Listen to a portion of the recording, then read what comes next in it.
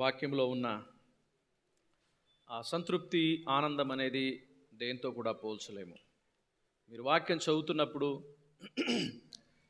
కొంతమంది బైబిల్ కాలేజీలో కూడా వాళ్ళు ప్రత్యేకమైన క్లాసులు తీసుకున్నారు. వాళ్ళకు కూడా తెలుసు అది ఎంతగా దాంట్లో మనం ఆనందిస్తాము అనే సంగతి. సరే, నా మాటలు కాదు, దేవుని యొక్క వాక్యాన్ని మనము ధ్యానం చేసుకుందాము. యోహాను రాసిన మొదటి పత్రిక 2వ అధ్యాయము. పోయిన వారంలో 15 నుంచి 17 వచనాలు మనము చదివాము. ఆ వచనాలను ధ్యానం చేశాము. ఆ వచనాలు ఏంటంటే, లోకంలో ఉన్న వాటిని నిన్ను ప్రేమించొద్దు. ఎందుకంటే ఎవడైనా లోకం ప్రేమిస్తే తండ్రి ప్రేమ వానిలో ఉండదు. లోకంలో ఉన్నదంతా కూడా శరీరాశ, నేత్రాశ, జీవడంబము, అవి తండ్రి వలన పుట్టినవి కావు. ఇవి లోక సంబంధమైనవే. లోకమును దాని ఆశలు గతించిపోయిను కానీ దేవుని చిత్తము జరిగించేవాడు నిరంతరము నిల్చును అనే మాటతో పోయిన వారంను మనం కంప్లీట్ చేశాము. ఇది 18వ వచనం నుంచి మనము కొన్ని వచనాలు ధ్యానం చేద్దాము.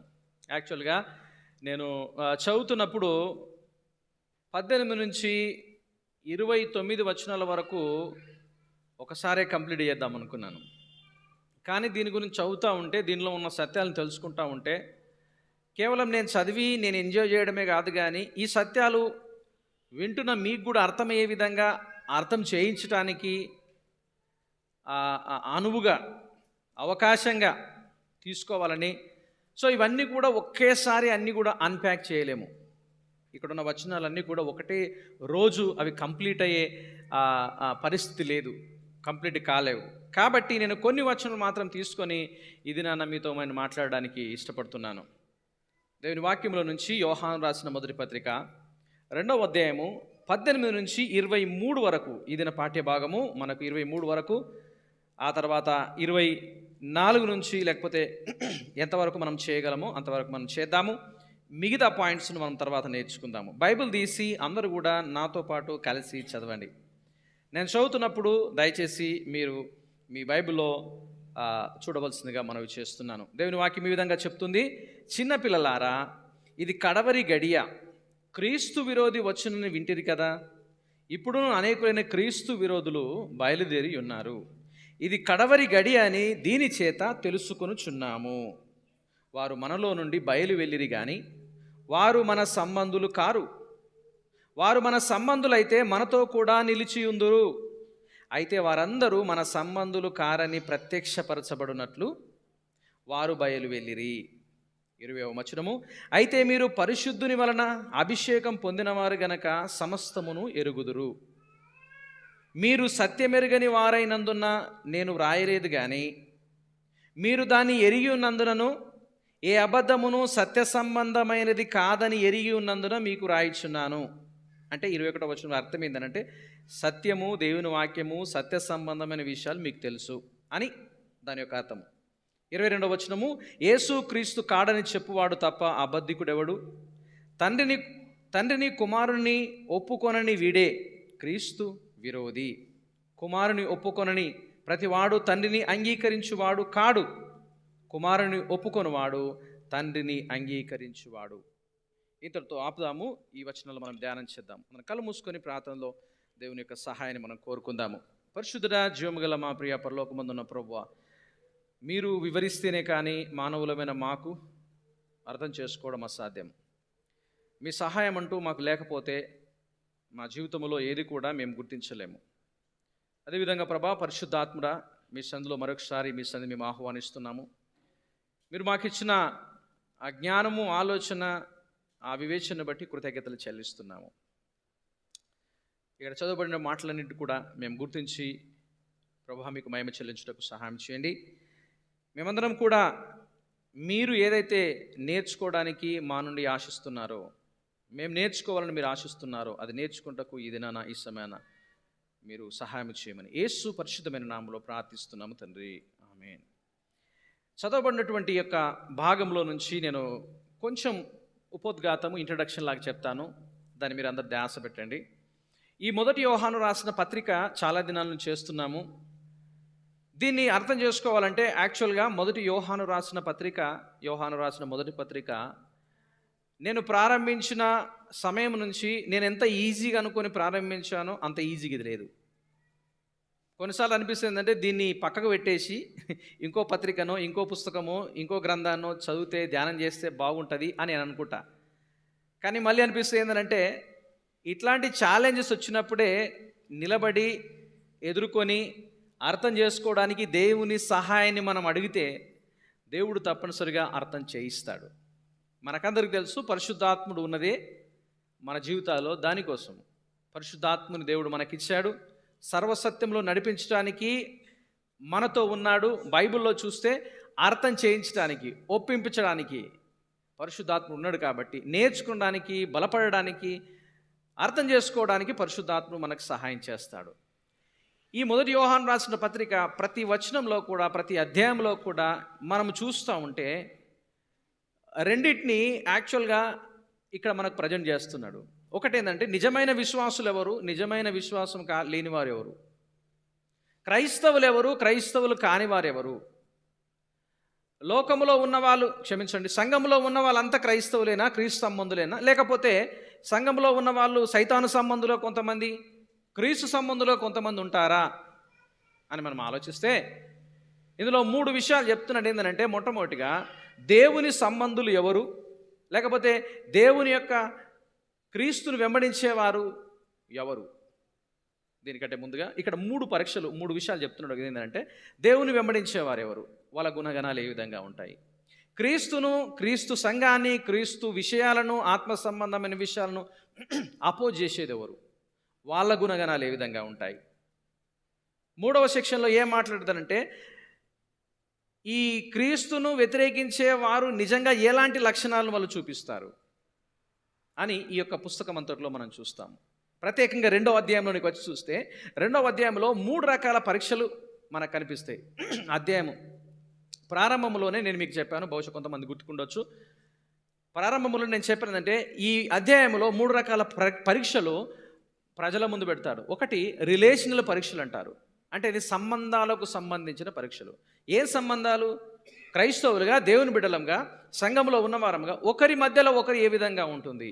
దీన్ని ఇంకా క్లియర్గా యేసు ప్రభు యొక్క భాషలో చెప్పాలంటే నీ దేవుడిని యెహోవాను ప్రేమించు, నిన్ను వలన నీ పొరుగువారిని ప్రేమించు. అనగా పొరుగు వారికి ప్రేమించుటలో, ఆదరించుటలో, సహాయం చేయటలో, ఇతరులకు గౌరవించుటలో నీ సంబంధం వారితో ఏ విధంగా ఉంది. రెండవది మనం ఆలోచిస్తే రెండవ సంబంధము ఏంటంటే అది 1 నుంచి 6 వచనాలు నైతికపరమైన పరీక్ష, లేకపోతే రిలేషన్కి సంబంధించిన పరీక్ష. రెండవదిగా మనం ఆలోచిస్తే మొట్టమొదటి నైతికపరమైన పరీక్ష, లేకపోతే ఆజ్ఞలకు ఏ విధంగా విధేయత చూపిస్తున్నాము. రెండవది ఏంటంటే రిలేషనల్ సంబంధించిన పరీక్ష. రిలేషనల్ అంటే ఏంటంటే సంబంధాలకు సంబంధించిన పరీక్ష. ఇంతకుముందు చెప్పినట్టుగా మనము ఇతరుల ఎడల ఏ విధంగా వ్యవహరిస్తున్నాము. 3వ పరీక్ష ఏంటంటే ఇందులో రాయబడిన సిద్ధాంతాలు, బోధలు, వాక్యాలను ఏ విధంగా అర్థం చేసుకుంటున్నాము. అర్థం చేసుకున్నట్టుగా మనం కనిపిస్తున్నామా, అర్థం చేస్తున్నట్టుగా మనం జీవిస్తున్నామా, అవి దేవుని వాక్యము అనే సంగతి మన ప్రవర్తనలో, మాటల్లో కనిపిస్తున్నాయా, సిద్ధాంతాలను ఏ విధంగా మనము గుర్తిస్తుంటున్నాము. గమనించండి, ఒకటి నైతికపరమైనది, లేకపోతే ఆజ్ఞలు ఏ విధంగా పాటిస్తున్నాము. రెండవది సంబంధాలకు సంబంధించింది. మూడవది ఈ సిద్ధాంతాలను, ఈ బోధనలు ఏ విధంగా మనం గౌరవిస్తున్నాము, గమనిస్తున్నాం. ఇది ఈ 2వ అధ్యాయంలో చూస్తాం. పర్టికులర్గా వస్తే ఈ 8వ వచనం నుంచి చివరి వరకు ఇక్కడ కొన్ని విషయాలు మనకు స్పష్టంగా చెప్తున్నాడు. నేను చెప్తాను, జాగ్రత్తగా వినండి. క్రీస్తు విరోధులు ఎవరు అనే వచనము 18, 19 వచనాలు. ఆ తర్వాత మరి వారు అబద్ధికులు క్రీస్తుని ఏ విధంగా వ్యతిరేకిస్తారు అనే సంగతిని 20 నుంచి 23 వచనాల్లో, 24 నుంచి 26 వచనాల్లో వాళ్ళు వినిన బోధన ఏ విధంగా నమ్మాలి, తర్వాత వచనాల్లో ఆ బోధలో వాళ్ళు ఏ విధంగా నిలబడి ఉండాలి, ఆ బోధన నిజంగా నమ్మినట్టుగా వారి జీవితాల్లో ఏ విధంగా కనిపించాలి. ఈ విధంగా ఈ 18 నుంచి 26 వచనాల్లో ఉన్న భాగాన్ని మన ముందు పెడతా ఉన్నాడు. దీనిలో నుంచి మనం గమనించవలసిన విషయం ఏంటంటే ఎవరు, ఇంకో మాటలో చెప్పాలంటే ఈ 18 నుంచి 26 వచనంలో 2 భాగాలు చేస్తున్నాడు. గుర్తుంచు, కన్ఫ్యూజ్ కావద్దు. నేను పుస్తకం యొక్క భాగాలు, 2వ అధ్యాయం యొక్క భాగాలు, ఈ 18 నుంచి ఉన్న భాగాలు చెప్పాను. వీటిలో మనకు అర్థమయ్యే విధంగా 2 విషయాలు చెప్తున్నాడు. ఏంటంటే క్రీస్తు విరోధులు ఎవరు, క్రీస్తు సంబంధులు ఎవరు? క్రీస్తు విరోధుల గుణగణాలు ఏ విధంగా ఉంటాయి, క్రీస్తు సంబంధించిన వారి గుణగణాలు ఏ విధంగా ఉంటాయి? క్రీస్తు విరోధి అనగానే చాలాసార్లు మన గుర్తుకొచ్చే విషయం ఏంటంటే, చదివిన వాళ్ళకు మనకు తెలుస్తుంది, ఈ యుగాంత శాస్త్రంలో చెప్పబడిన కొన్ని మాటలు ఉంటాయి, ప్రకటన గ్రంథంలో చెప్పబడిన కొన్ని మాటలు ఉంటాయి, వాటి గురించి నేను తర్వాత మీకు చెప్తాను. ఆ వ్యక్తిని గుర్తు చేసుకుంటారు. కాదు, ఆ వ్యక్తిని గుర్తు చేసుకోవాలి. అలాంటి వ్యక్తులు కూడా ఈ రోజుల్లో ఏ విధంగా వాళ్ళ ప్రవర్తన ద్వారా, వాళ్ళ జీవన విధానం ద్వారా చూపిస్తున్నారు అనే సంగతిని, ఈ రెండు విషయాలను ఈ 18 నుంచి కింది వచనంలో చూస్తాం. ఒకటి, క్రీస్తు విరోధులు ఎవరు, క్రీస్తు సంబంధులు ఎవరు? క్రీస్తు విరోధుల గుణగణాలు ఏ విధంగా ఉంటాయి, క్రీస్తు సంబంధికుల గుణగణాలు ఏ విధంగా ఉంటాయి? క్రీస్తు విరోధుల యొక్క ముగింపు ఏ విధంగా ఉంటుంది, క్రీస్తు సంబంధుల యొక్క ముగింపు ఏ విధంగా ఉంటుంది? ఈ తారతమ్యాన్ని ఈ వచనాల్లో మనం చూస్తాము. దాన్ని ఏ విధంగా ప్రారంభిస్తున్నాడంటే, మీరు గమనించండి, నేను ప్రసంగం అవుట్లైన్ కూడా నేను ముందే పంపించాను. బహుశా పురుషులకు మాత్రమే చేరుండొచ్చు, స్త్రీలకు చేరకుండొచ్చు. అది మీరు ఫాలో అయితే నేను చెప్పేది చాలా ఈజీగా మీకు అర్థమవుతాయి. బహుశా మీ దగ్గర అయి ఉండొచ్చు అనుకుంటున్నాను. దాన్ని మీరు ఫాలో కండి. ఈ మొదటి యోహాను రాసిన పత్రిక 2వ అధ్యాయము ఈ 18 నుంచి 23 వచనంలో ఉన్న విషయాలను మనం గమనిస్తే, దేంతో ప్రారంభిస్తున్నాడు అంటే, దీనికి యొక్క టాపిక్ క్రీస్తు విరోధులు, తర్వాత నిజమైన క్రైస్తవులు. ఓకే, క్రీస్తు విరోధులు ఎవరు, నిజమైన క్రైస్తవులు ఎవరు? ఈ మాటలు మాట్లాడుతున్నప్పుడు 18వ వచనంలో చిన్న పిల్లలారా అని ప్రారంభిస్తున్నాడు.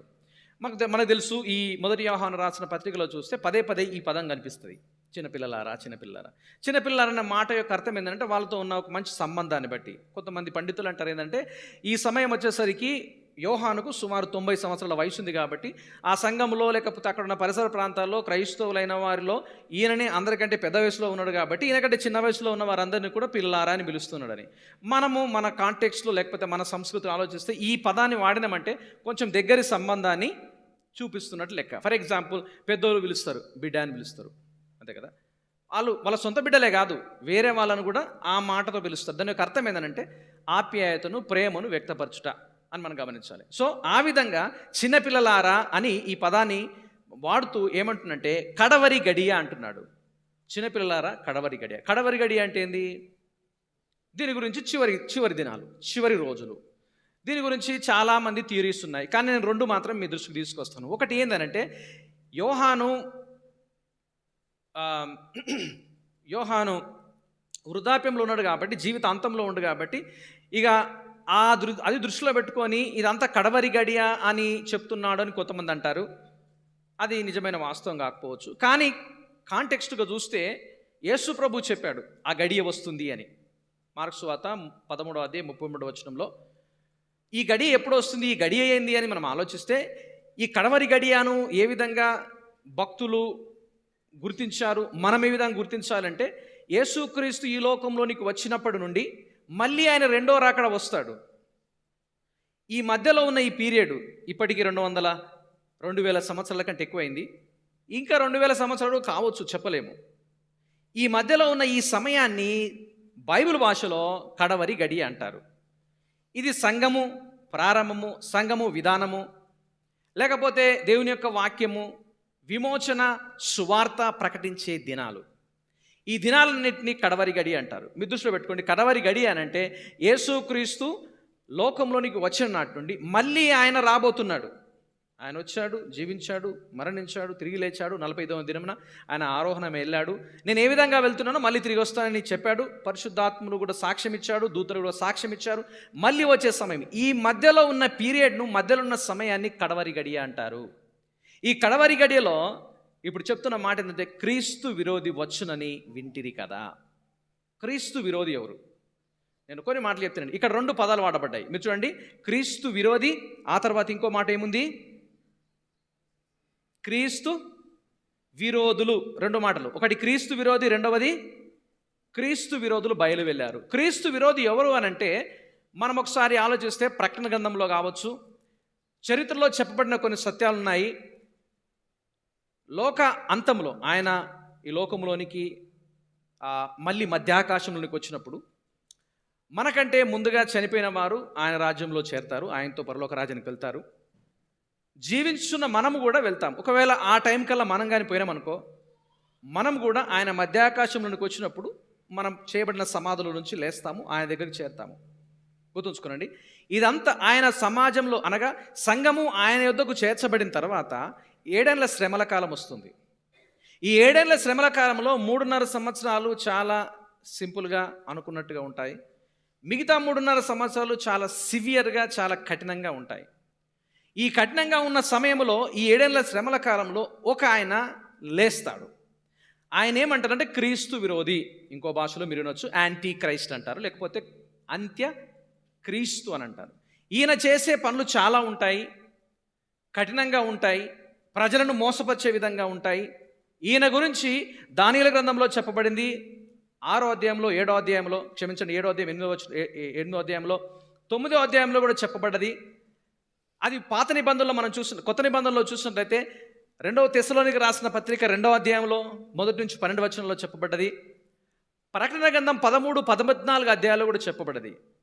ఈయనను ఏ విధంగా విషదపరిచారంటే ప్రకటన గ్రంథంలో వాక్యంలో చూస్తే ప్రకటన గ్రంథంలో ఈయనను ఏ విధంగా చెప్పారంటే క్రూర మృగముగా, బీస్ట్ అనే పదంతో వాడబడింది. ఈయన లోకంలోనికి వచ్చినప్పుడు చేసే పనులు చాలా కఠినంగా ఉంటాయి. తర్వాత ఎన్నో విషయాలు జరుగుతాయి, దయచేసి వినండి. అవన్నిటిని నేను డీటెయిల్స్ చెప్పను, కానీ ఆయన చేసే ప్రతిదీ కూడా ఏ విధంగా ఉంటుందంటే యేసు క్రీస్తు అనగా క్రైస్తవ విలువలకు, క్రైస్తవ విలువలకు, సిద్ధాంతాలకు, విధానాలకు వ్యతిరేకంగా ఈయన చేసే పనులు. సో ఆ విధంగా క్రీస్తు విరోధి రాబోతున్నాడు అని చెప్పి ఇంకో మాటలో ఏమంటున్నాడంటే చూడండి, క్రీస్తు విరోధి వచ్చునని వింటిరి కదా, ఇప్పుడు అనేకులైన ఏమనుంది బైబిల్ చూడండి మీరు, ఏమనుంది? ఇప్పుడు అనేకులైన క్రీస్తు విరోధులు బయలుదేరారు. దీని అర్థాన్ని మీరు ఆలోచించండి. క్రీస్తు విరోధి వస్తాడు. ఆయన ఎప్పుడు వస్తాడంటే చాలా రోజుల తర్వాత ఈ యుగాంతంలో వస్తాడు. కానీ దానికంటే ముందుగా కొంతమంది క్రీస్తు విరోధులు లేస్తారు. ఈ క్రీస్తు విరోధులు ఏ విధంగా ఉంటారంటే సేమ్ గుణగణాలు ఉంటాయి, సేమ్ ఆలోచనలు ఉంటాయి. క్రైస్తవ విలువలను గౌరవించకుండా, క్రైస్తవ సిద్ధాంతాలను ఏమాత్రం లెక్క చేయకుండా, క్రైస్తవ విధానాలను వ్యతిరేకించేవాడుగా ఆయన ఉంటాడు. ఆయన కంటే ముందుగా వచ్చిన వీళ్ళు ఉంటారు. క్రీస్తు విరోధులు ఆల్రెడీ బయలుదేరాలి కాబట్టి వారి విషయంలో మీరు జాగ్రత్తగా ఉండండి. దీన్ని బట్టి తెలుసుకుంటున్నాను. మీరు ఆలోచించండి, క్రీస్తు విరోధులు అనేవారు ఆది నుంచి ఉన్నారు, ప్రారంభము నుంచి ఉన్నారు, సంఘ ప్రారంభము నుంచి ఉన్నారు. మనం బైబిల్లో చూసినట్లయితే ఈ సంఘ ప్రారంభంలో మనము సువార్త ప్రకటిస్తున్నప్పుడు కావచ్చు, సంఘాలు స్థాపించబడిన తర్వాత సంఘాలకు పత్రికలు రాస్తున్నప్పుడు ఈ విషయాన్ని క్లియర్గా చెప్పబడిన సంగతులు మనం చూస్తాము, ఏ విధంగా ఉండబోతున్నాని. దీని గురించి చాలా విషయాలు ఉన్నాయి, ఆ డీటెయిల్స్ ఉన్నాయి, ఇప్పుడు వెళ్ళను. కానీ క్రీస్తు విరోధులు అనేవారు, క్రీస్తు యొక్క విలువలను, విషయాలను, క్రైస్తవ విధానాలను వ్యతిరేకించేవారు వస్తారు అనే విషయం ఏం తెలుసా? వీళ్ళంతా ఎక్కడి నుంచి వస్తారు? ఎక్కడి నుంచి వస్తారంటే ఎక్కడి నుంచో బయట నుంచి కాదు, సంఘాల్లో నుంచే వస్తారు, స్థాపించబడిన సంఘంలో నుంచే వస్తారు. అపొస్తలుల కార్యము 20వ అధ్యాయంలోనికి రండి, అందరు తీయండి. ఈరోజు మీకు టీచింగ్ లాగా చెప్పాలనుకుంటున్నాను. 20వ అధ్యాయము 28వ వచనం నుంచి చదువుతాను. దయచేసి బైబిల్ని తీసి నాతో పాటు చూడండి, నాతో ఫాలో కావాలి. నేను మిమ్మల్ని అటెన్షన్ చెప్పినప్పుడు మీరు వినాలి, నాతో పాటు ఫాలో కావాలి. 28వ వచనం ఏముంది? దేవుడు తన స్వరక్తమిచ్చి సంపాదించిన సంఘమును కాయుటకు పరిశుద్ధాత్మ మిమ్మును దేని యందు అధ్యక్షులుగా ఉంచెనో ఆ యావత్ మందను గురించి మీ మట్టుకు మీరు మిమ్మల్ని గురించి జాగ్రత్తగా ఉండు. అంటే ఎవరు చెప్తుందంటే సంఘంలో ఉన్న పెద్దలకు, అనగా పాస్టర్లకు, వాక్యం బోధించే వాళ్ళకు, సంఘాన్ని సంరక్షించి నడిపించే వాళ్ళకు చెప్తున్నాడు. 29వ వచనంలో, నేను వెళ్ళిపోయిన తర్వాత క్రూరమైన తోడేళ్ళు మీలో ప్రవేశిస్తాయి. నాకు తెలుసు అది. వాళ్ళు ఏం చేస్తారంట? మందను కనికరింపరు. 30వ వచనం చదవండి. మరియు శిష్యులను తమ వెంట ఈడ్చుకొని పోవాలని వంకర మాటలు పలుకు మనుషులు ఎక్కడి నుంచి బయలుదేరుతారు? మీలో నుంచే, సంఘాల్లో నుంచే. గమనించండి, సంఘానికి ఉన్న పెద్ద అపాయము, థ్రెట్ బయట నుంచి కాదు. బయట నుంచి ఎదుర్కొనే వాళ్ళు అదే వేషంతో వస్తారు, వాళ్ళు వ్యతిరేకిస్తున్నట్టుగానే భయంకరంగానే కనిపిస్తూ వస్తారు. కానీ సంఘములోనే లేచే వాళ్ళు ఏ విధంగా ఉంటారంటే చూడడానికి విశ్వాసుల్లాగా, చూడడానికి భక్తుల్లాగా, చూడడానికి మంచోళ్ళలాగా, దేవుని యందు భయభక్తులైన బిడ్డలుగా కనిపిస్తారు. ఒకానొక సమయం వస్తుంది, రియాలిటీ బయటకు వచ్చినప్పుడు వాళ్ళు సంఘములో నుంచి బయటకు ఇలాంటి వాళ్ళు వస్తారన్న సంగతిని దేవుని యొక్క వాక్యంలో చూస్తాము. క్రీస్తు విరోధులు అనే మాట రకరకాల పర్యాయ పదాలతో వాడబడింది. కానీ యోహాను ఒక్కడు మాత్రమే తన పత్రికల్లో ఈ మాట క్రీస్తు విరోధి, యాంటీ క్రైస్ట్ అనగా క్రీస్తు విరోధులు, విరోధి అనే మాట డైరెక్ట్గా వాడాడు. 5 సార్లు వాడాడు. మనం చదివిన ఈ పాఠ్యభాగంలోనే 2 times 3 times 3 సార్లు మనకు కనిపిస్తూ ఉంది. తర్వాత 3వ యోహాన్లో కూడా మనకు కనిపిస్తూ ఉంటుంది. 4వ అధ్యాయము 3వ వచనంలో కూడా కనిపిస్తుంది. గమనించండి, ఈ యొక్క విషయంలో ఏమిటి అని అంటే, క్రీస్తు విరోధుల్ని ఎక్కడ తయారు చేస్తాడు అంటే సంఘంలో నుంచి. గమనించండి, ఒక భక్తుడు అన్నాడు ఏమనంటే, ఒక మాటలు నేను చదువుతున్నప్పుడు తెలిసిన విషయం ఏంటంటే, దేవుని యొక్క పని పరిచర్య ఎక్కడైతే బాగా జరుగుతుందో సైతానుడుగా దుకాణం అక్కడనే చాలు చేస్తాడంట. ఓకే, పని జరిగే చోట, దేవుని పని జరిగే చోట సైతానుడు కూడా దుకాణం చాలు చేస్తాడంట. ఇలాంటి వారిని సహిస్తూ ఉండడం అనేది చాలా పెద్ద తప్పు, పొరపాటు.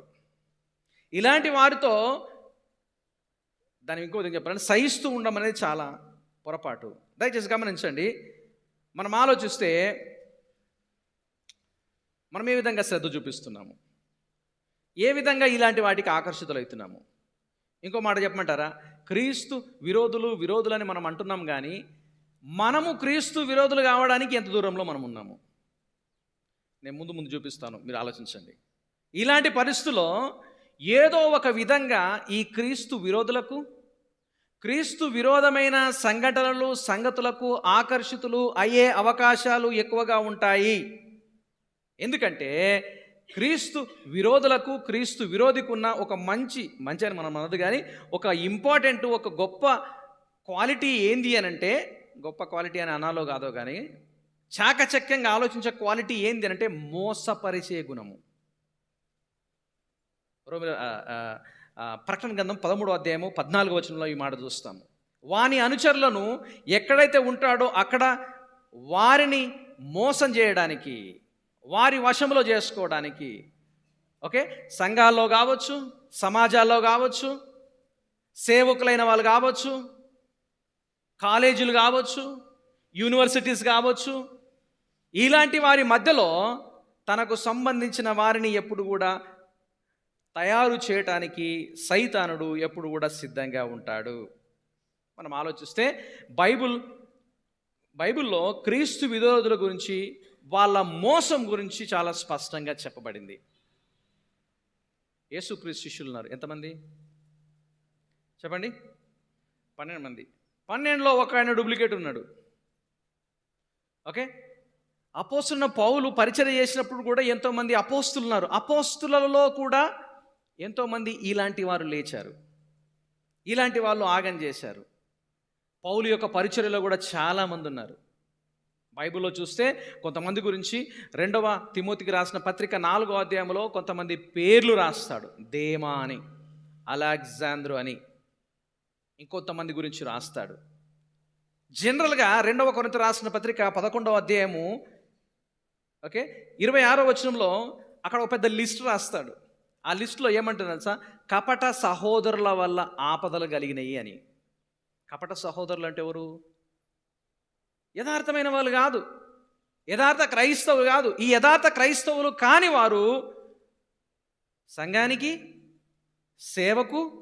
సేవకులకు ఆటంకాలు కలిగించే విధంగా ఉంటారు అని పౌలు యొక్క భావము.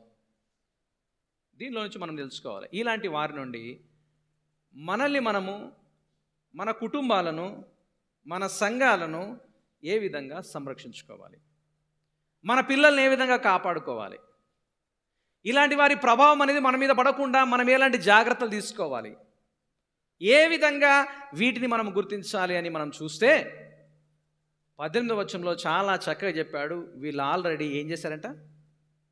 బయలుదేరారు. వీళ్ళు ఆల్రెడీ వాళ్ళ పనిలో వాళ్ళు బిజీగా ఉన్నారు. ఈ బిజీగా ఉన్న వారి బారి నుంచి, ప్రభావం నుంచి మనల్ని, మన కుటుంబాలను, మన పిల్లలను, మన సంఘాలను ఏ విధంగా కాపాడాలి అని మనం ఆలోచిస్తే ఈ 19వ వచనంలో చాలా చక్కటి సలహాలు, సూచనలు చెప్తాడు. ఆ సలహాల సూచనలు 3 పాయింట్స్ ఉన్నాయి. ఆ 3 పాయింట్స్ మీ ముందు పెట్టి ఈ దిన వాక్య భాగాన్ని నేను మీతో ముగింపులోకి తీసుకుని వస్తాను.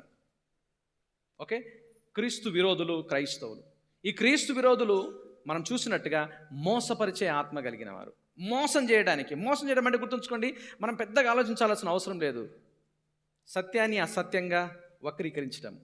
ఇంకో విధంగా చెప్పాలంటే చేదుగా విషపూరితమైంది షుగర్ కోటెడ్గా ఏదో తీపిగా మనుషులలోనికి ఎక్కించడము. ఇలాంటివి చాలా డేంజర్ అనే సంగతిని దేవుని యొక్క వాక్యంలో చూస్తాం. 19వ వచనంలో మొదటి పాయింట్ ఏమిటంటే, క్రైస్తవుడు మోసపోకుండా ఉండాలంటే తన చుట్టూ ఉన్న వారిని లేకపోతే ప్రజలను గుర్తించాలి, గమనించాలి. మొట్టమొదటి పాయింట్ ఏంటంటే, నువ్వు క్రైస్తవురాలైతే నీ చుట్టూ ఎవరున్నారు? కొంచెం డీప్గా చెప్పాలంటే, కొంచెం క్లియర్ చెప్పాలంటే, నువ్వు ఎవరితో సహవాసం చేస్తున్నావు, నువ్వు ఎవరితో సోప చేస్తున్నావు, నీ చుట్టూన్న వారెవరు, నిన్ను ఏ విధంగా వాళ్ళు నిన్ను ప్రభావితం చేస్తున్నారు? మంచి విషయాల పట్ల ప్రభావితం చేస్తున్నారా, వ్యతిరేకమైన విషయాల పట్ల ప్రభావితం చేస్తున్నారా? ఆలోచిస్తే దేవుని యొక్క వాక్యంలో గమనించినట్లయితే మన చుట్టూన్న వారు ఎలాంటి వారు? వాళ్ళు ఆత్మ సంబంధులా లేకపోతే శరీర సంబంధులా? వారు ఏ విధంగా దేవుని యొక్క వాక్యాన్ని గౌరవిస్తున్నారా? ఓకే, వారు ఎలాంటి వారు అనేది వాళ్ళ ప్రవర్తనలో తెలుస్తుంది. బైబిల్లో చూస్తే సంఘంలో ఉన్నంత మాత్రాన సంఘంలో ఉన్న వాళ్ళందరూ కూడా నిజమైన యథార్థమైన క్రైస్తవులు కాకపోవచ్చు. ప్రభువే చెప్పాడు, ప్రభు అని పిలిచేవాడు పరలోక రాజ్యంలో చేరడు. తండ్రి చిత్త ప్రకారం చేసేవాళ్ళు చేరుతారు. ప్రభు అని పిలిచేవారు మన చుట్టూ వాళ్ళు చాలామంది ఉండొచ్చు. బైబిల్లో చూస్తే ఇలాంటి వారిని కనిపెట్టడము చాలా ఈజీ అని తర్వాత వచనాల్లో చూస్తాము. 17-18 వచనాల్లో, మత్తయి సువార్త 7వ అధ్యాయము 17 నుంచి 19వ వచనంలో గమనించి చూసినట్లయితే, చెట్టును బట్టి ఫలాన్ని బట్టి చెప్పొచ్చు ఇది చెట్టు మంచిదా చెడ్డదా. మంచి చెట్టుకు చెడ్డకాయలు రావు. చెడ్డ చెట్టు ఎప్పుడు మంచి ఫలాలను ఇస్తుంది. చెడ్డ చెట్టు ఎప్పుడు మంచి ఫలాలను ఇవ్వదు, మంచి చెట్టు ఎప్పుడు కూడా చెడ్డ ఫలాలను ఇవ్వదు అనే సంగతిని దేవుని యొక్క వాక్యంలో చూస్తాం. 19వ వచనం అంటాడు, you shall know by your fruit. మీ ఫలాలను బట్టి తెలుస్తుంది.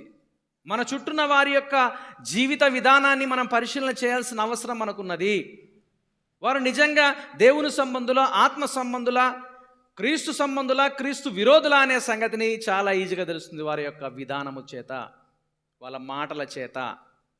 బైబిల్ చెప్తున్న మాట ఏంటంటే, పర్లేదులే, ఏదో వాళ్ళ బోధ వాళ్ళది, వాళ్ళ నమ్మకాలు వాళ్ళవి, వాళ్ళ విధానం వాళ్ళది, కానీ మనం అందరం ఒకసారి ఒక దగ్గర ఉంటాము. ఎందుకంటే నువ్వు బైబిల్ పట్టుకుంటావు, నేను బైబిల్ పట్టుకుంటా, నువ్వు గుడికి పోతావు, నేను గుడికి పోతా, మీ ఇంట్లో క్రీస్తు ఫోటో సిలువ ఉంది, మా ఇంట్లో కూడా సిలువ ఉంది అనుకుంటే, బైబిల్ చెప్తున్న మాట ఏం తెలుసా? దుష్ట సాంగత్యము మంచి నడవడిని చెరిపేస్తుంది.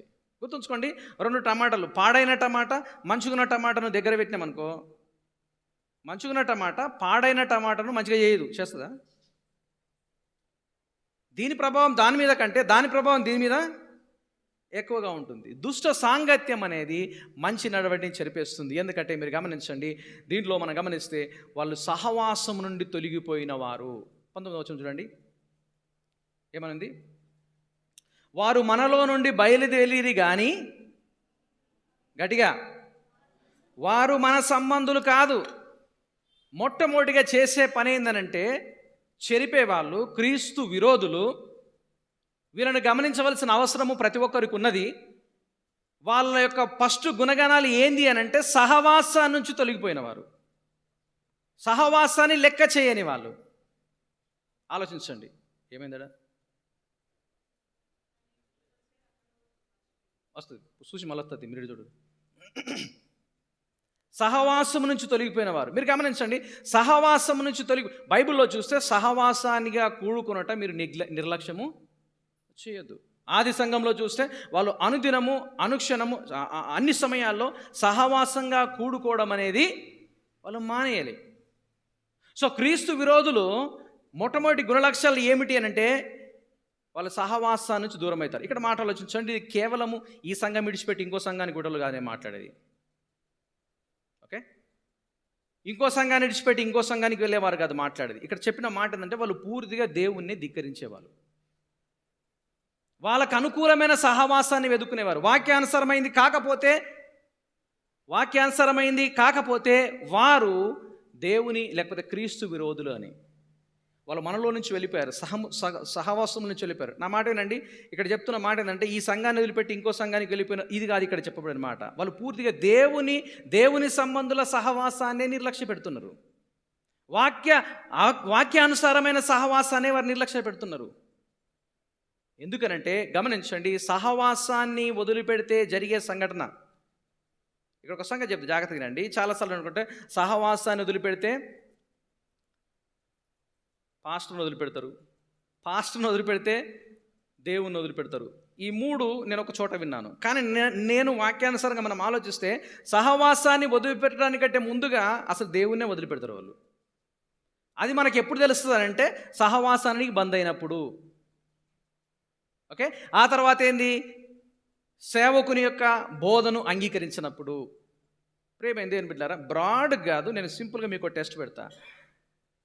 సంఘంలో నేను ముందే ఒక టెస్ట్ చెప్పాను, ఒక విషయం చెప్పాను. ఏంటంటే మనము క్రీస్తు విరోధులు కావడానికి ఎంత దూరంలో ఉన్నాం మనం. బయటల సంగతి కాదు, సంఘానికి రాని వాళ్ళ సంగతి గురించి కాదు. ఓకే, అక్కడిక్కడ ఉన్నవారి గురించి నేను చెప్పట్లేదు. కానీ మనము క్రీస్తు విరోధులుగా కావడానికి ఎంత దూరంలో ఉన్నామో అని తెలుసా? సహవాసాన్ని నిర్లక్ష్య పెడితే, వాక్యాన్ని నిర్లక్ష్య పెట్టినట్టే. వాక్యాన్ని నిర్లక్ష్య పెడితే నీ సొంత నియమాలు విషయాలు నువ్వు తయారు చేసుకుంటావు. నీ సొంత నియమాలు విషయాలు తయారు చేసుకున్నప్పుడు నీ ఆలోచనలు, నీ ప్రవర్తన, నీ జీవితం అనేది సూపర్. నీ ఇష్టానుసారంగా జీవించడానికి ప్రయత్నం చేస్తావు. గుర్తుంచుకోనండి, క్రీస్తు విరోధిగా మారడానికి ఫస్ట్ స్టెప్ ఏం తెలుసా? సహవాసాన్ని నిర్లక్ష్య పెట్టడం. ఇక్కడ ఒక సంగతి చెప్తానండి, సహవాసం అనేది కేవలం మనం కూర్చున్నప్పుడే కాదు. ఓకే, కూర్చున్నప్పుడు ఆరాధనకు రావడము, బైబిల్ స్టడీ కావచ్చు, ఉపవాస ప్రార్థన కావచ్చు, ఇంకేమైనా కావచ్చు, బైబిల్ చదవడం కావచ్చు, ధ్యానం చేయడం కావచ్చు, క్రీస్తుని గురించి మాట్లాడడం కావచ్చు. ఈ సహవాసాన్ని నువ్వు నిర్లక్ష్య పెడితే, ప్రియ దేవుని బిడ్డలారా నా మాట వినండి, నువ్వు క్రీస్తు విరోధిగా మారడానికి ఎంతో దూరంలో లేవు, చాలా దగ్గరలో ఉన్నావు. కనుక ఈ విషయాన్ని దయచేసి ఆలోచించండి. ఆలోచిస్తే మరి సంఘానికి వచ్చిన వాళ్ళు కూడా ఈ క్రీస్తు విరోధులుగా మారే అవకాశాలు ఉంటాయా? ఎస్. యథార్థమైన క్రైస్తవ్యం లేకపోతే, యథార్థమైన మారు మనసు లేకపోతే, యథార్థమైన నిజమైన రక్షణ, నిజమైన సమర్పణ లేకపోతే ఎన్ని రోజులున్నా కానీ గుర్తుంచుకోనండి, వాళ్ళు క్రీస్తు విరోధులుగా మారడానికి అవకాశం ఉంటుంది అనే సంగతిని దేవుని యొక్క వాక్యం ద్వారా చూస్తుంటున్నాం. ఓకే, ఈ యొక్క మోసం నుంచి, లేకపోతే క్రైస్తవుడు మోసపోకుండా ఉండాలంటే మన చుట్టూ ఉన్న వాళ్ళని మనం గమనించాలి. వాళ్ళతో మనం ఏ విధంగా ఉంటున్నాం, వాళ్ళు ఎలా ఉంటారంటే మొట్టమొదటిగా సహవాసం నిర్లక్ష్య పెట్టేవారుగా ఉంటారు. రెండవదిగా మీరు చూడండి, రెండో భాగాన్ని 19వ వచనంలో, వారు మన సంబంధులైతే, చదవండి, మనతో కూడా నిలిచి ఉంటారు, అయితే వారందరూ మన సంబంధులు కారని ప్రత్యక్షపరచబడినట్లుగా వాళ్ళు ఏం చేశారంట? సింపుల్. సంఘంలో మనస్పార్థాలు రావని ఎక్కర్లేదు బైబిల్లో. సంఘంలో ఒకరిని ఒకరు ఆటంకపరచరు అనేది ఎక్కడ లేదు బైబిల్లో. ఓకే, ఒకరినొకరు ఆటంకపరుస్తారు, ఒకరి ద్వారా ఒకరి గాయాలవుతాయి, ఒకరి ద్వారా ఒకరు నొప్పించబడతారు. కానీ దేవుని సంబంధులు క్షమిస్తారు, దేవుని సంబంధులు క్షమించి సర్దుకొని పోతారు. నా మాట వినండి, ఎందుకంటే మనమందరం కూడా మానవులము, మానవ స్వభావంతో ఉన్నాము. మనం ఇంకా ఈ మానవ స్వభావంలో నుంచి దేవుని యొక్క నిశ్చలమైన సంపూర్ణ స్థితిలోనికి ఇంకా పోలే. సంపూర్ణ స్థితిలోనికి ఎప్పుడు వెళ్తామంటే ఈ లోకాన్ని విడిచిన తర్వాత. ఈ లోకాన్ని విడవక ముందు, విడిచేంత వరకు ఈ లోకంలో మనం ఉన్నామంటే అది సంఘమైనా, ఎంత పరిశుద్ధమైన సంఘమైనా తప్పనిసరిగా ఒకరినొకరు ఆటంకపరిచే సందర్భాలు రాకపోవు. కానీ దేవుని బిడ్డలకు ఉన్న గుణం ఏం తెలుసా? క్షమిస్తారు, మర్చిపోతారు. క్షమిస్తారు, ముందు కొనసాగుతారు. కానీ వాటినే లెక్కలు తయారు చేసుకుంటూ, లిస్టు తయారు చేసుకుంటూ సంవత్సరాల తరబడి ఆ లిస్టులనే ఉన్నారు అని అంటే గుర్తుంచుకోండి, మారు మనసు రక్షణ పొందిన వాళ్ళు ఆ విధంగా ఉండరు.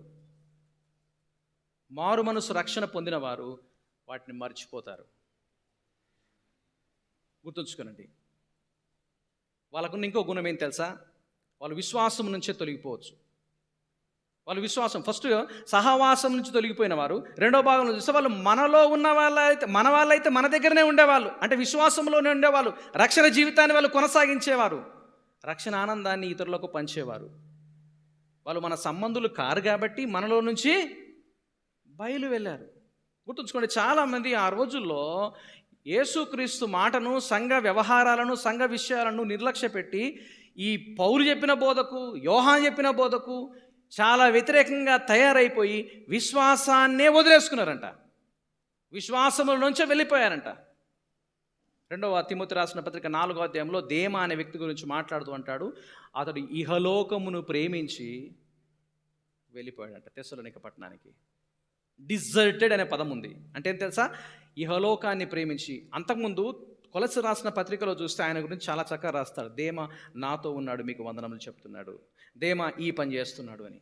అంటే వాస్తవము, రియాలిటీ మనిషికి రావాలి అని అంటే, ఒకవేళ యథార్థంగా లేకపోతే ఒకానొక సమయం వస్తుంది, విశ్వాసం నుంచి వాళ్ళు తొలగిపోయినారు అనే ఒక సంకేతం అనేది ప్రజలకు కనిపిస్తుంది. సంఘంలో ఉన్నంత మాత్రాన, యథార్థంగా రక్షింపబడిన వ్యక్తిగా ఉన్నంత మాత్రాన నిజమైన రక్షణ కలిగిన వ్యక్తి అనే గ్యారంటీ ఏం లేదు. బైబిల్ చెప్తుంది, రక్షింపబడిన వ్యక్తి చివరి వరకు భరిస్తూ, సహిస్తూ, ఆనందిస్తూ ముందు కొనసాగుతాడు. గుర్తుంచుకోండి, వాళ్ళ మాట తీరు, వాళ్ళ ప్రవర్తన క్రైస్తవులు ఉన్నట్టుగా ఉండొచ్చు, కానీ నిజమైన పశ్చాత్తాపం లేకపోతే, జీవితంలో మారు మనసు, ప్రవర్తన గురించిన సంకేతాలు, గుర్తులు లేకపోతే వాళ్ళు విశ్వాసంలో తొలగిపోయిన వారితో సమానం. అది బైబిల్ చెప్తున్న మాట. వాళ్ళు మనవలో ఉంటే, మీరు గమనించండి, ఇక్కడ చాలా చక్కగా ఉంది, మనలో నుంచి వాళ్ళు బయలుదేరినారు. ఓకే, వాళ్ళు మన సంబంధులు అయితే మనతోనే ఉండేవాళ్ళు, వాళ్ళు మన సంబంధులు గారు కాబట్టి మనలో నుంచి వెళ్ళిపోయారు.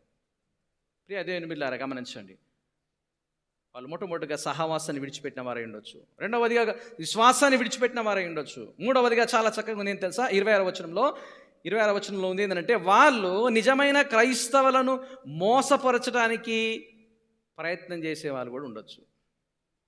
యథార్థమైన క్రైస్తవులను మోసం చేయడానికి, కలవరపరచడానికి, కన్ఫ్యూజ్ చేయడానికి వాళ్ళు ఉండవచ్చు. 26వ వచనం చదవండి, ఏమనుంది, మిమ్మును మోసపరచు వారిని బట్టి ఈ సంగతులు మీకు రాసి ఉన్నాను. 26వ వచనం వరకు మనం వెళ్ళలేము, దేవుని చిత్తమైతే వచ్చే వారంలో మనం వెళ్దాం. కానీ ఓకే, కన్ఫ్యూజ్ చేసే వాళ్ళు కూడా ఉండొచ్చు. ప్రియ దేవుని బిడ్డలారా మీరు గమనించండి, ఈ కన్ఫ్యూజన్ అనేది ఏ విధంగా ఉంది. కొంతమంది ఉన్నారు బైబిల్లో, 3వ యోహాను 10వ వచనము, కొంచెం ఒక 2 పేజీలు ముందుకు తీయండి, 2 పేజీలు తీయండి. ఇక్కడ ఒక వ్యక్తి గురించి మాట్లాడతాడు, ఆయన పేరు ఏంటంటే దియోత్రేఫే. ఆయన గురించి మాట్లాడుతూ ఏమంటే, ఈయనండి బైబిల్లో, వాడు మమ్మును గురించి చెడ్డ మాటలు వదలుచు, అది చాలనట్టుగా సహోదరులను తానే చేర్చుకొనక వారిని చేర్చుకొను మనసు గల వారిని కూడా ఏం చేస్తుందంట, ఆటంకపరుస్తూ సంఘములో నుండి వారిని. ఇక్కడ గమనించండి, వీళ్ళు ఎట్లా ఉంటారు తెలుసా, వీళ్ళు ఎలా అంటే వాళ్ళంటే, ఆ మధ్యలో మనం ఒక సామెత చాలా చలమే, నాకు దక్కంది విన్నారా ఈ మాట, నాకు దక్కంది ఓలకు దక్కదు. యాసిడ్ దాడుల గురించి ఎప్పుడు ఈ మాట విన్నాను. ఇది ఎలా అంటే, వాళ్ళు కేవలము మా చాప్టర్ అయిపోయింది, మా దారినే మేము పోతామని బోరు. నేను ఈ మధ్యలో ఒక చిన్న ఓకే వాళ్ళు లేరు కాబట్టి చెప్తా. ఈ మధ్యలో ఏమైందంటే, ఒకరోజు మేము అక్కడ మాట్లాడుతున్నప్పుడు ఒక పెద్ద మనిషి వచ్చిండు, చికెన్ తీసుకొని వచ్చి ఆ బండికి అట్లే ఉంది, బహుశా మీకు తెలుస్తుంది. ఆ చికెన్ తీసుకొని వచ్చి బండికి ఉన్నది, ఆడ పంచాయతీ అవుతుంది, మాదేలే పంచాయతీ కానీ ఓకే. ఆ పంచాయతీ అవుతున్నప్పుడు ఇక మనలో కొన్ని అలవాటు ఏంటంటే, ఈ చికెన్ తీసుకుపోయి ఇంటికాడ ఇస్తే ఆమె వండుతుంది, పొరడాస్టర్లకు పోవాలి, తినేసిపోతాడు. ఓకే, ఆ ఇంటికాడ ఇయ్యక బండి పక్కకు పెట్టి ఇటు ధ్యాస పెట్టిండు, ఆ చికెన్ ఓలో ఎత్తుకపోయారు, మాయమైపోయింది. కుక్కలు తీసుకుపోయినాయా లేకపోతే మనుషులు తీసుకుపోయారా, మొత్తం అయితే దాని గురించి చాలా తిరిగిండు, అటు ఇటు మాట్లాడిండు, అడిగిండు, దొరకలేదు. వినండి, ఇక పిల్లగాన్ని ఉపవాసం ఉంచొద్దని మళ్ళీ పోయిండు చికెన్ షాప్కు. చికెన్ షాప్కి పోయి ఆడ అడిగిండు ఏమనంటే, బాబు ఇది పరిస్థితి ఇట్లా అయింది, చికెన్ దొంగతనం చేసారు ఎవరో, ఓకే అదే ఇలా చికెన్ ఇయ్యు, ఇప్పుడు పైసలు లేవు, నేను తర్వాత సాయంత్రం ఇస్తాను. బహుశా రహీమోళ్ళ అల్లుడు అనుకుంటా అక్కడ ఉండేది. వాడన్నాడు, ఆ పిల్లోడు నాకంటే చిన్నోడు కాబట్టి వాడన్నాడు నేను ఇయ్య అన్నాడు. వాదించిండు, ఇక కోపంతో వచ్చిండు. ఆయన ఒక మాట అన్నాడు తెలుసా, ఏం తెలుసా, వాడు పోతే నాకు ఉద్దరి అన్నాడు. ఆడి ఈ ఊళ్ళో ఎట్లా నెగులుతారో నేను చూస్తా. నీకు అర్థమైందా? ఊళ్ళే ఎట్లా నెగులుతారో నేను చూస్తా. నీకు విషయం తెలుసా, సంఘములో జనాల పరిస్థితిగా సేమ్ ఇట్లే ఉంటుంది. పోయేటోళ్ళు ఒట్టిగా ఓరు, ఇచ్చగొట్టేందుకు ప్రయత్నం చేస్తారు, ఇచ్చగొట్టడానికి సర్వ విధాలుగా ప్రయత్నం చేస్తారు. లోకములో ఉన్న వాళ్ళ ఆలోచనలు, సంఘములో ఉన్న వాళ్ళ ఆలోచనలు కూడా సేమ్ ఉన్నాయా లేవా? ఇప్పుడు చెప్పండి, వీళ్ళు రక్షింపడిన వాళ్ళ వీళ్ళకి నిజంగా పశ్చాత్తాపం మారు మనసు ఉందా? లోకంలో ఉన్న వాళ్ళ విధానాలు, ఎత్తుగడలు, స్టేట్మెంట్స్ సేమ్ అట్లే ఉంటాయి. అది వాళ్ళ ఇష్టము, అది ఇవ్వాలనుకుంటే ఇస్తాడు, లేకపోతే లేదు. ఇంకోటి గుర్తుంచుకోండి, లోకంలో దేని మీద పోరాటం చేయరు, సంఘం మీద తప్ప. ఏదైనా జరిగితే లోకంలో ఎవరిని బ్లేమ్ చేయరు, సంఘాన్ని, పాస్టర్ను తప్ప. ఎందుకు తెలుసా? వీళ్ళు ఎదురు మాట్లాడరు కాబట్టి. వీళ్ళు పోట్లాడడానికి అంటే విషయం ఏంటంటే శాతగాక కాదు, గుర్తుంచుకోండి, ఇది శాతగాక కాదు. ఎందుకనంటే దీనివల్ల వచ్చేది ఏం లేదు, నా టైం వేస్ట్, నీ టైం వేస్ట్ అని. ప్రియ దేవుని బిడ్డలారా గమనించి, మన చుట్టూ ఎవరున్నారు, ఎవరితో సహవాసం చేస్తున్నాం? బైబిల్ చెప్తున్న మాట, క్రీస్తు విరోధులు. ఈ క్రీస్తు విరోధులతో మీ చుట్టూన్న వారిని మీరు గమనించుడండి. ఇలాంటి వాళ్ళు ఒకవేళ ఉంటే వాళ్ళు క్రీస్తు విరోధులని దేవుని యొక్క వాక్యం చెప్తుంది. వాళ్ళు సహవాసానికి దూరమైనారు. రెండో భాగంలో చూస్తే వాళ్ళు విశ్వాసానికి దూరమైనారు. మూడో భాగంలో చూస్తే వాళ్ళు మంచోళ్ళను కూడా ఏం చేస్తారంట, చెరిపే పనిలో ఉన్నారు. నా మాటలు కాదు, బైబిల్లో చెప్తున్నా. ఇలా స్పెషల్గా దానికోసమే రాలేదు నేను. ఇది స్టార్ట్ చేసి చాలా దినాలు, ఇది 8వ ప్రసంగం, మొదటి యోహాను రాసిన పత్రికలో ఇది 8వ ప్రసంగం నేను చేస్తున్నా. క్రీస్తు విరోధులకు, క్రీస్తు సంబంధులకు ఉన్న దాని ఏంది తేడా? ఎవరు క్రీస్తు విరోధులు, ఎవరు క్రీస్తు సంబంధులు? క్రీస్తు సంబంధులు భరిస్తారు, క్రీస్తు సంబంధులు ఓర్చుకుంటారు, క్రీస్తు సంబంధులు దేవుడిచ్చిన క్షమాగుణం చేత క్షమిస్తారు, కొనసాగుతారు. క్రీస్తు విరోధులు ఆ విధంగా ఉంటారు, టోటల్ ఆపోజిట్గా ఉంటారు. రెండో పాయింట్ మనం చూస్తే, క్రైస్తవుడు మోసపోకుండా ఉండాలంటే మొట్టమొదటిగా మన చుట్టూన్న వాళ్ళు ఎవరో గమనించాలి, ఎవరితో సహవాసం చేస్తున్నామో గమనించాలి. రెండవది ఏంటంటే, క్రైస్తవుడు మోసపోకుండా ఉండాలంటే ఏం చేయాలి తెలుసా? మనం ఏ విషయాలను వింటున్నాము, ఏ సిద్ధాంతాలు నమ్ముతున్నాము, ఏ విషయాల పట్ల మనం ఆసక్తి చూపిస్తున్నాము. ఇంకో విధంగా చెప్పాలంటే, మన బోధ ఎలాంటిది మనం వింటున్నాము. 20వ వచనము 23వ వచనం వరకు, 20 నుంచి బైబిల్ చూడండి. అయితే మీరు పరిశుద్ధుని వలన అభిషేకం పొందిన వారు గనక సమస్తము ఎరుగుదురు. మీరు సత్యమెరుగని వారైనందున నేను మీకు రాస్తలేను, మీరు దాన్ని ఎరిగి ఉన్నందునను ఏ అబద్ధము సత్య సంబంధమైనది కాదని ఎరిగి ఉన్నందున మీకేం చేస్తున్నాను, రాస్తున్నాను. ఇంకో మాటలో చెప్పాలంటే, మీరు వినే బోధ మీరు ఆలోచించండి, ఎలాంటి బోధ వింటున్నారు, ఎలాంటి విషయాలు. గుర్తుంచుకోండి, ఏ బోధ వింటున్నారనేది మీ ప్రవర్తనలో తెలిసిపోతుంది. మీకు అర్థమవుతుందా? లోకంలో అందరూ కూడా ప్రతి ఒక్కరికి ఒక సిద్ధాంతాలు, ఒక విధానాలు ఉంటాయి. ఉండే ఎవరు ఖాళీగా ఉండరు, చెవులల్లో దూది పెట్టుకుని వాళ్ళు ఉండరు, ఏదో ఒకటి వింటారు, తప్పనిసరి ఏదో ఒకటి వింటారు. నాకు తెలిసిన ఒక ఆయన ఉన్నాడు, బీరేనా, కుర్మ బీరే, ఓకే, ఆయనకు ఇంతంత ఫోన్ ఉంటుంది, ఓకే, అది ఎప్పుడు వాడుతూనే ఉంటుంది. ఒగ్గు కథ, మీకు అర్థమైందా? ఈ మధ్యలో కనిపిస్తలేడు కానీ ఆయనగా ఇక గొర్రెలకాడికి పోతే, లేకపోతే తోవంట పోతుంటే అదే పాటలు ఉంటాయి ఆయనకు. అంటే ఆయన ఉత్తగా ఉన్నాడు, ఏదో ఒకటి వింటాడు. నీకు అర్థమవుతుందా? ఈ లోకంలో ఉన్న వాళ్ళందరూ కూడా సేమ్ అంతే. నువ్వు వింటే మంచి బోధ తినాలి, లేకపోతే సొల్లు బోధ తినాలి. మీరు ఎలాంటి బోధ వింటున్నారనేది కొన్నిసార్లు మీ స్టేటస్ చూసి తెలుస్తుంది నాకు.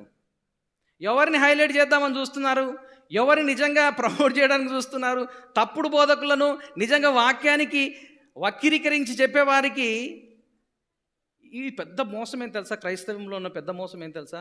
ఈ వాగ్దానాల పేరుతో వచ్చే వాక్యాలు. ప్రతిది కూడా వాగ్దానాలు, రోజు వాగ్దానాలేనా? ఇక వేరే టెస్టులు లేవా, వేరే పరీక్షలు లేవా? నువ్వు మింగే మందులన్నీ కూడా సేమ్ ఒకటే రకంగా ఉంటాయా? చేదు ఉంటాయి. ఇంతకుముందు అంటే ఇప్పుడు అన్ని షుగర్ కోటెడ్లే. ఇంతకుముందు చేదుది పోసేటోళ్ళు, ఒగరుగుండేది పోసేటోళ్ళు, పసరు. నా మాట వినండి, బైబిల్లో చెప్పబడిన మాట ఏంటంటే మీరు పరిశుద్ధుని వల్ల అభిషేకించబడినవారు. అంటే ఏంది? మన బోధ, మన విధానం అనేది ఏమింటున్నాం అనేది. అభిషేకించబడిన మాట అంటే ఇక్కడ దీన్ని చాలామంది క్రైస్తవులు డిఫరెంట్గా వాడతారు. అనాయింటింగ్ అంటారు. అనాయింటింగ్ అంటే ఏంది? అభిషేకించడం అంటే ఏంది? పాత రోజుల్లో, పాత నిబంధనలో ఒక ప్రత్యేకమైన పని కోసము ప్రతిష్ఠించడానికి ప్రవక్త కానీ యాజకుడు కానీ వచ్చి తల మీద నూనె పోసి అభిషేకించి పంపించేవాడు. అది రాజుగా ఉండడానికా, యాజకునిగా ఉండడానికా, ఒక స్పెషల్ టాస్క్ కోసం, ఒక స్పెషల్ పని కోసము పంపించేవారు. అప్పుడు దేవుని ఆత్మ వాళ్ళను ప్రేరేపించి వాళ్ళని బలపరిచినట్టుగా బైబిల్లో చూస్తాము. కానీ కొత్త నిబంధన అట్లా లేదు. కొత్త నిబంధనలో అభిషేకం అంటే ఏంటంటే ఈ రోజుల్లో అభిషేక సభ, దాన్ని ఏమంటారు చెప్పండి,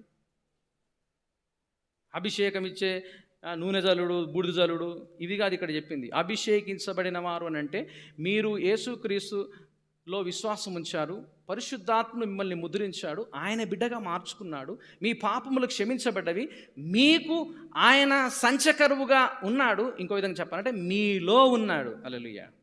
మీతో ఉన్నాడు. మీ జీవితాలను సరిచేయడానికి బైబిల్లో చూస్తే సత్యస్వరూపైన ఆత్మ మీ మీదకి వచ్చినప్పుడు ఆయన మిమ్మల్ని సర్వసత్యంలో నడిపిస్తాడు. నేను ఏ సంగతులను ఆజ్ఞాపించానో అవన్నీ కూడా మీకు బోధిస్తాడు. ఇంకో మాట చెప్పాలంటే రక్షింపబడిన వ్యక్తిలో పరిశుద్ధాత్ముడు ఉంటాడు. పరిశుద్ధాత్ముడు ఉన్న వ్యక్తి వాక్యానుసారంగా జీవించడానికి, మాట్లాడడానికి ప్రయత్నం చేస్తాడు. తప్పిపోయినప్పుడు దేవుని ఆత్మలను ప్రేరేపిస్తుంది. ఆలోచించండి. సమయానుకూలమైన జ్ఞానం ఇస్తుంది. పరిస్థితులు బాగలేనప్పుడు ఆలోచన ఇస్తాడు. ఆ పరిశుద్ధాత్ముని యొక్క ఇండ్వలింగ్, లేకపోతే ఆయన మనలో ఉండుట ద్వారా ఇన్ని కార్యాలు జరుగుతాయి. నేను ఒక మాట చెప్తానండి, దేవుని వాక్యం అందరికీ సరిగా అర్థమవుతుందా?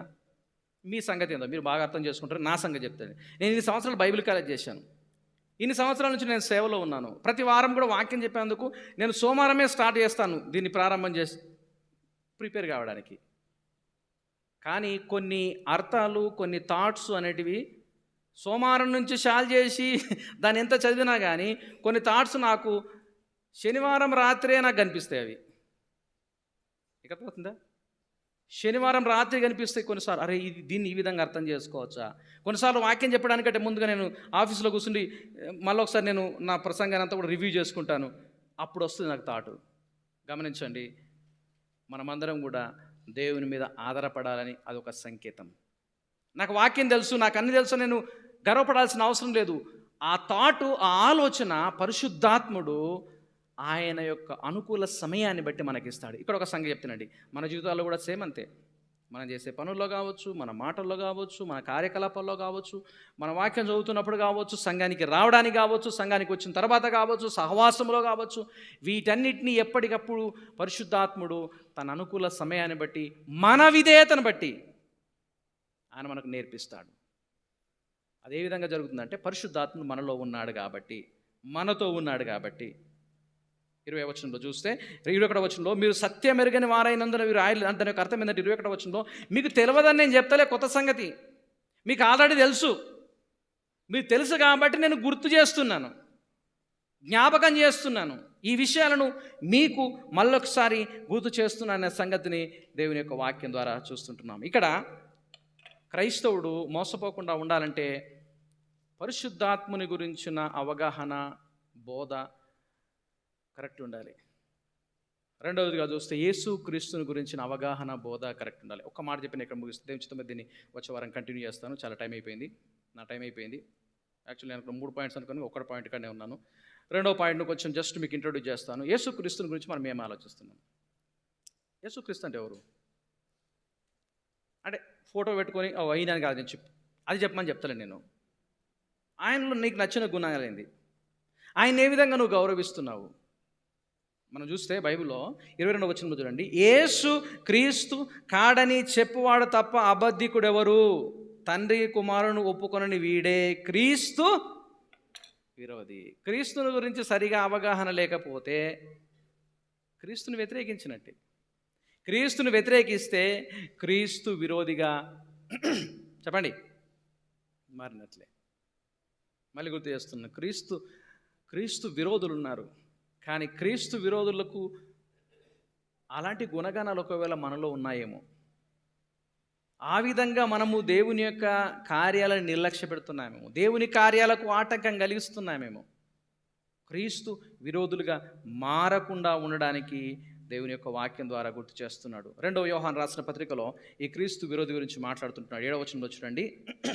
7వ వచనంలో, యేసుక్రీస్తు శరీరధారియే వచ్చినని ఒప్పుకొనని వంచకులు, ఏమనుంది, అనేకులు లోకములో బయలుదేరి ఉన్నారు. అట్టివాడు వంచకుడు, క్రీస్తు విరోధి అయి ఉన్నాడు. మేము ఈ మధ్య నెరవేర్చిన కార్యములను చెడగొట్టుకొనక మీరు పూర్ణ ఫలము పొందినట్లు జాగ్రత్తగా. క్రీస్తు విరోధి ఎవరంటే మొట్టమొదటిగా యేసుక్రీస్తును దేవునిగా అంగీకరించని వాళ్ళు. శరీరధారిగా ఆ రోజుల్లో చూస్తే, ఈ మాట చెప్పి నేను మిమ్మల్ని ఆలోచింపజేస్తాను. ఏంటంటే ఆ రోజుల్లో యేసుక్రీస్తు యాక్చువల్గా యేసుక్రీస్తు గురించి ఆలోచన వాళ్ళకి ఏ విధంగా ఉందంటే, ఆయన మానవుడిగా జన్మించిండు. నిజమైన బలము, నిజమైన పరిచర్య యొక్క గుణం ఎప్పుడు వచ్చిందంటే, ఆయన బాప్తిసం తీసుకోవడానికి వెళ్ళినప్పుడు పరిశుద్ధాత్మను పైనుంచి వస్తారు కదా, పావురం వలె. పావురం వినరా, చూసారు కదా, ఓకే. ఆ పరిశుద్ధాత్ముడు అప్పుడు వస్తాడు చూడు, అప్పుడు వచ్చి ఆయన యేసుక్రీస్తును బలం చేస్తాడు. ఒక టైం వస్తుంది, ఆయన తెరిచిపెట్టిపోతాడు. గిట్ల నమ్మేటోళ్ళు కూడా ఉన్నారు. ఇలాంటి బోధన కూడా నమ్మేవాళ్ళు ఉన్నారు. త్రిత్వాన్ని ధిక్కరించే వాళ్ళు ఉన్నారు. తండ్రి అయిన దేవుడు ఒక్కడు మాత్రమే దేవుడు, కుమారుడు పరిశుద్ధాత్ముడు కాదు. కుమారుడు ఒక్కడు మాత్రమే దేవుడు, తండ్రి పరిశుద్ధాత్ముడు కాదు. యేసునామం, ఓకే. వీళ్ళని మార్మన్స్ అంటారు, ఇంకా రకరకాల పదాలతో పిలుస్తారు. ఇంకా కొంతమంది ఉన్నారు, ఇవి సూపర్ హైపర్ స్పిరిచువల్గా ఉన్న వాళ్ళు అంటే పరిశుద్ధాత్మ అంటారు. మీరు చూస్తారు, మీరు వింటారు, అంటే పరిశుద్ధాత్మ. దీని గురించే ఉంటుంది మొత్తం వాళ్ళ బోధ, వాళ్ళ హంగామా, వాళ్ళ కథలు, కార్యక్రమాలు. అంటే ఏంది, ఈ ముగ్గురులో ఎవరిని ధిక్కరించినా, ఏ ఒక్కరిని కూడా నువ్వు చులకనగా చూసినా క్రీస్తుని వ్యతిరేకించినట్టే. క్రీస్తుని వ్యతిరేకించేవారు ఎవరు చెప్పండి? ఎవరు? క్రీస్తు విరోధులు. క్రీస్తు విరోధులు. తండ్రి సంకల్పించాడు, కుమారుడు చనిపోయాడు, పరిశుద్ధాత్మ ముద్రించాడు. ఈ త్రియేక దేవుని యొక్క నామములో మనం రక్షింపబడ్డాము, ఆయన చేత మనం నడిపింపబడుతున్నాము. ఈ త్రియేక దేవుని నామములోనే మన జీవితంలో ముగింపు జీవితంలో ఉంటుంది అనే సంగతిని మనం గమనించాలి. ఆలోచించండి. క్రీస్తు విరోధులు నిజమైన క్రైస్తవ్యం. క్రీస్తు విరోధులు ఎవరనంటే సహవాసాన్ని విడిచిపెట్టిన వాళ్ళు. క్రీస్తు విరోధులు ఎవరనంటే మన చుట్టూన్న వాళ్ళ గురించి మనం జాగ్రత్త వహించాలి. క్రీస్తు విరోధులు ఎవరంటే సహవాసాన్ని విడిచిపెట్టిన వాళ్ళు. క్రీస్తు విరోధులు ఎవరనంటే విశ్వాసం నుంచి తొలగిపోయిన వారు. క్రీస్తు విరోధులు ఎవరనంటే నిజమైన యథార్థమైన విశ్వాసాలను కలవరపరిచేవాళ్ళు. 2వ భాగంలో చూసాము, వీలాంటి బారి నుంచి, ఇలాంటి మోసము నుండి, లేకపోతే మోసపోకుండా ఉండాలంటే పరిశుద్ధాత్మల గురించి సరైన అవగాహన, సరైన బోధ మనం వినాలి, అంగీకరించాలి. క్రీస్తుని గురించిన బోధ అంగీకరించాలి, వినాలి అని దేవుని యొక్క వాక్యంలో చూస్తాం. దేవుని చిత్తమైతే వచ్చే వారంలో ఇంకో మాటను నేను మీతో చెప్తాను. దేవుడు తన మాటలు దీవించునుగాక. ప్రార్థన చేసుకుందాం. పరిశుద్ధ రాజ్యము గల మా ప్రియ పరలోకమందున్న ప్రభువా, ఇది నాన్న మరొకసారి మీ చెంతకు వస్తున్నాను. మీరు మాకు ఇచ్చిన ప్రతి అమూల్యమైన మాటలు, అమూల్యమైన సంగతులను బట్టి మేము కృతజ్ఞతలు చెల్లిస్తున్నాము. ఆనాడు యోహాను ఏ విధంగానైతే సంఘాన్ని ఉద్దేశించి క్రీస్తు విరోధులను గురించి, క్రీస్తు నందు ఉన్న వారి గురించి చాలా చక్కగా విశదపరిచాడు. నేర్చుకునే అవకాశం మీరు మాకు ఇచ్చారు. సమయంలో మరొకసారి మీ సంధికి వస్తున్నాము. ఈ స్థలంలో ఎవరైనా ఇంకా అలాంటి ఒక అవగాహన, ఆలోచనతో ఉంటే వారి హృదయాల్లో మీరు కార్యం చేయండి. వారు పాపంలో ఒప్పుకొని హృదయ కాఠిన్యాన్ని వదులుకొని మీ కొరకు నిజమైన క్రైస్తవులుగా పశ్చాత్తాపంతో కూడిన బిడ్డలుగా ఉండటకు వారికి సహాయం చేయమని ప్రార్థిస్తున్నాం. ఇలాంటి వారి మధ్యలో ఉంటున్నప్పుడు చక్కటి జ్ఞానము, వివేచన మీరు మాకు అనుగ్రహించండి. తెలివితో, జ్ఞానముతో, వివేచనతో మేము ప్రవర్తిస్తూ, గుర్తిస్తూ పరిశుద్ధతలో ముందు కొనసాగటకు మీరు మాకు సహాయం చేయండి. మీ చిత్తమైతే ముందున్న వారంలో ఇంకా కొన్ని విషయాలు నేర్చుకుంటకు సహాయం చేయమని యేసు పరిశుద్ధమైన నామంలో ప్రార్థిస్తున్నాం తండ్రి.